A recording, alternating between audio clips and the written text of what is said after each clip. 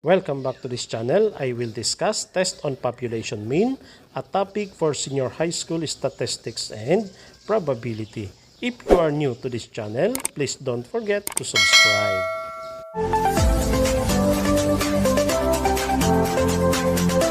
In this video, we will learn the steps in testing hypothesis concerning population mean.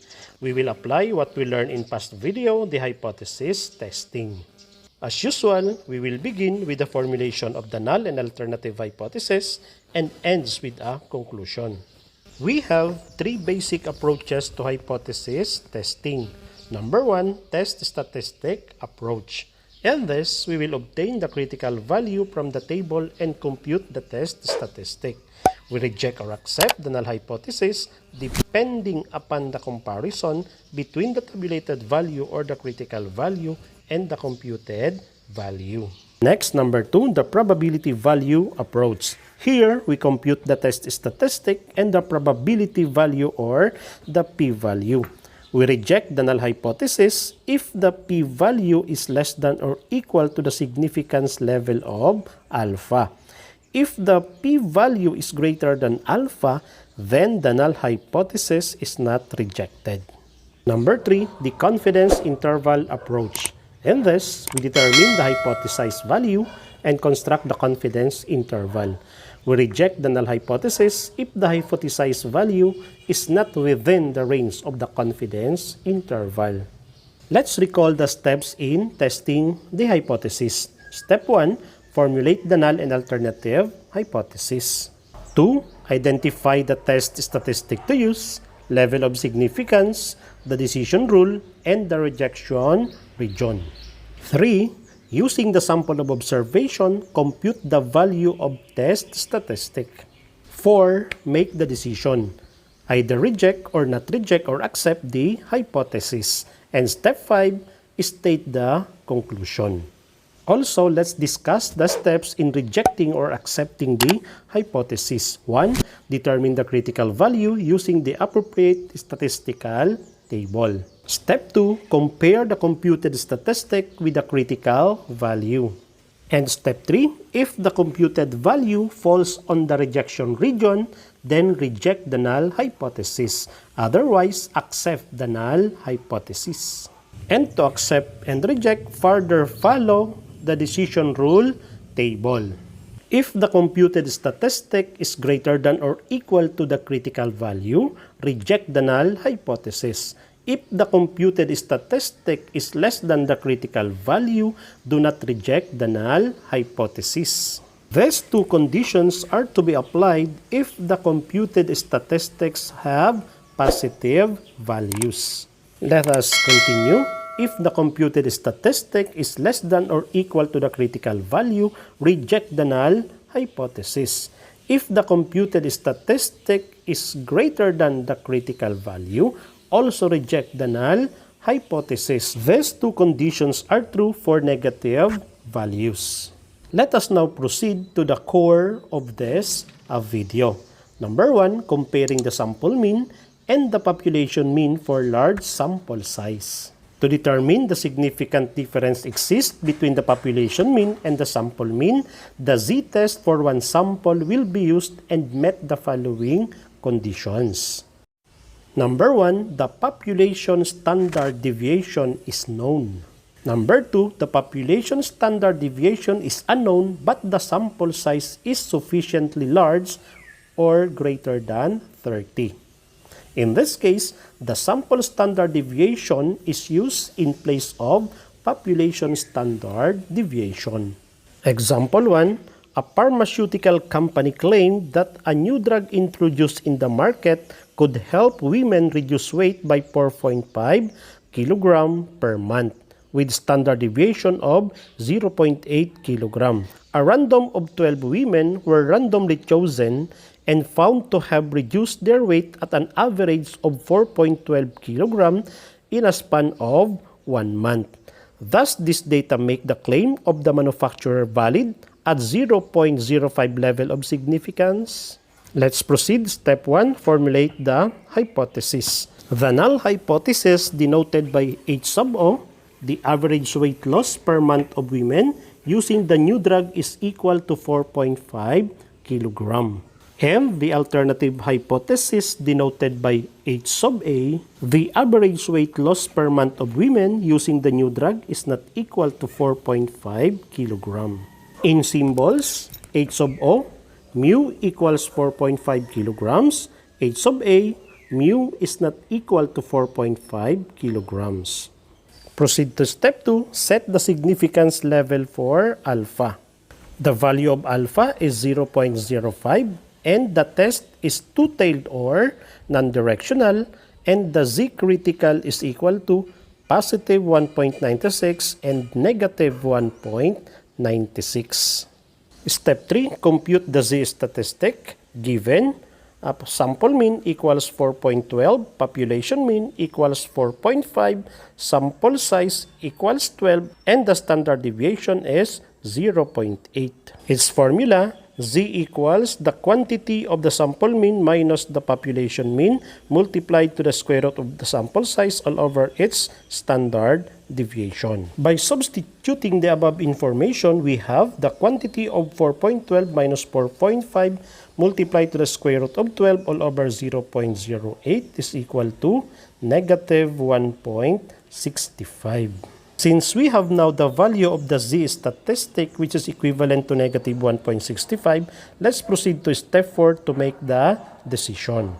The computed value negative 1.65 is greater than the critical value negative 1.96. So the statistics lies on the acceptance region. The null hypothesis is not rejected. Step 5 for our conclusion. There is no significant difference between the sample mean and population mean. Thus, the company is correct in its claim that the new drug introduced in the market can reduce women's weight by 4.5 kilograms per month. Next problem, example 2. A senior high school researcher believes that it costs more than 60,000 pesos a year to send a child into college. To test this claim, a random sample of 50 families having college students were interviewed.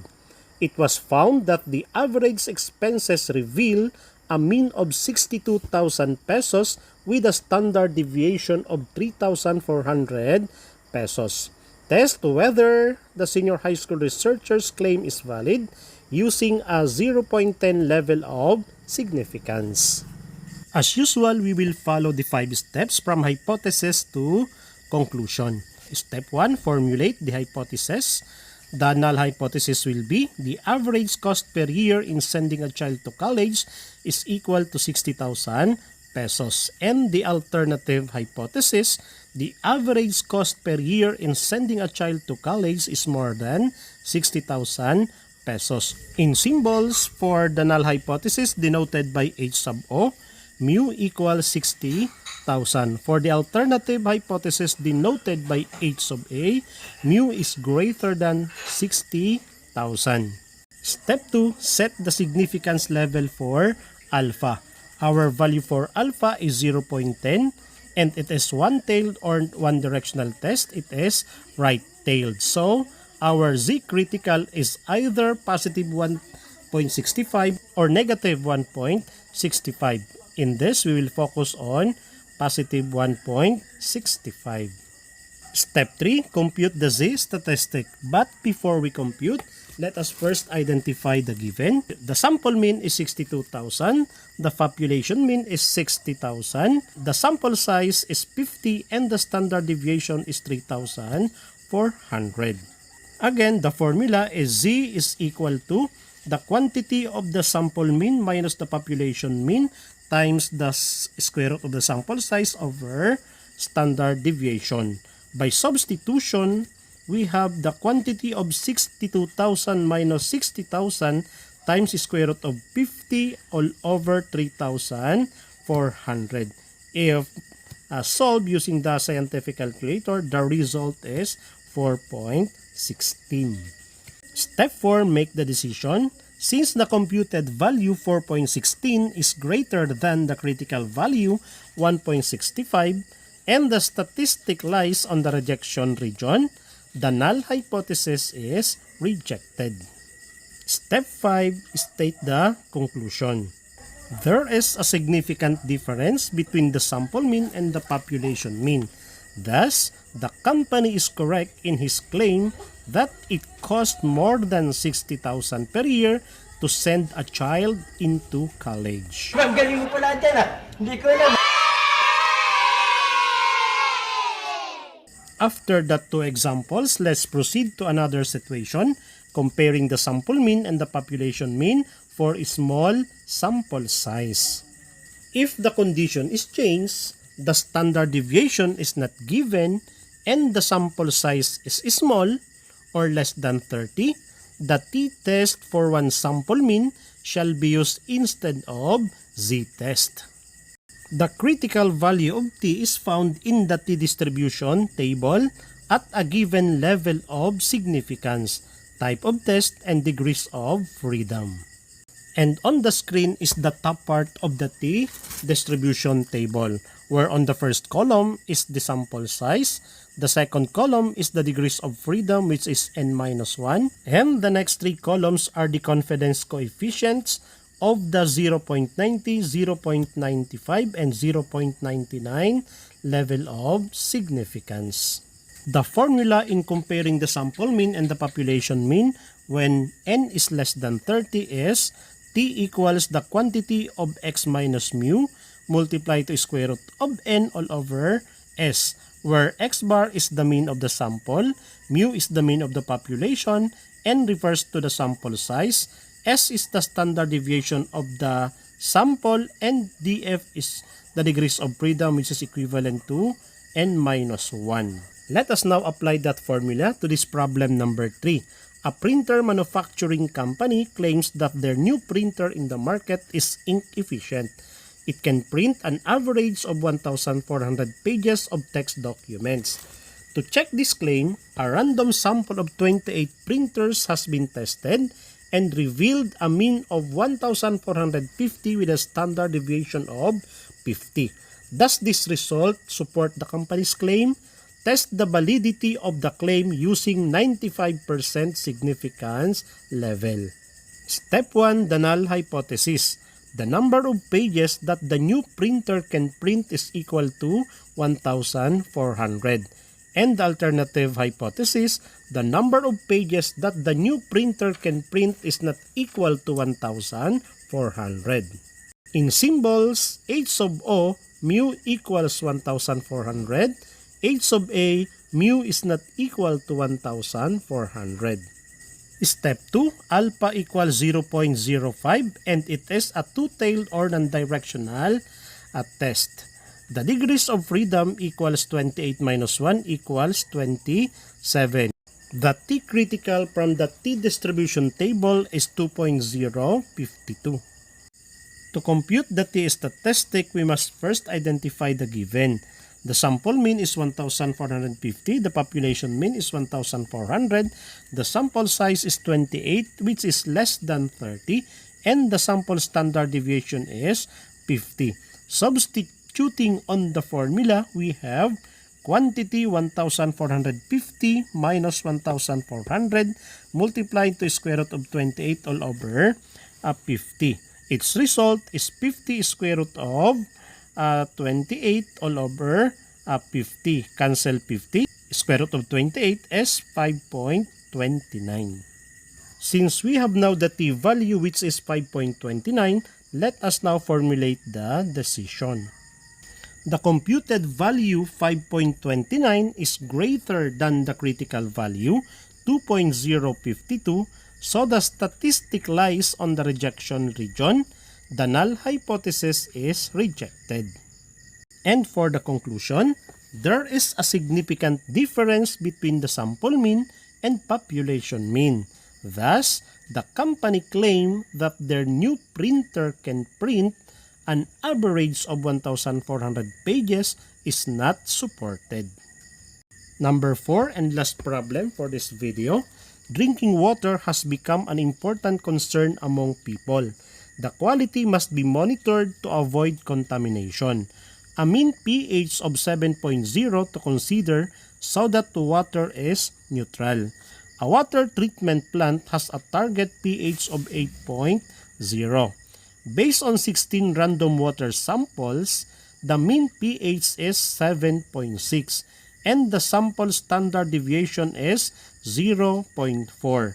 Using alpha 0.05, does the sample mean provide enough evidence that it differs significantly from the target mean?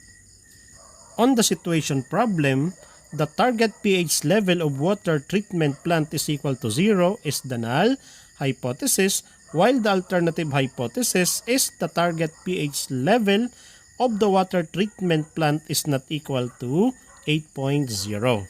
In symbols, H sub O, mu equals 8.0, H sub A, mu is not equal to 8.0. In step 2, our alpha is equal to 0.05 and it is a two-tailed or non-directional test whose degrees of freedom is equal to 16 minus 1 equals 15 and the T critical from the table is 2.145.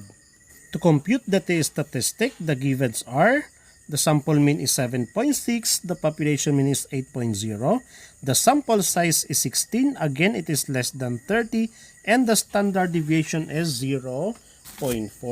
Substituting this on the formula, we have quantity 7.6 minus 8.0 times the square root of 16 all over 0.4.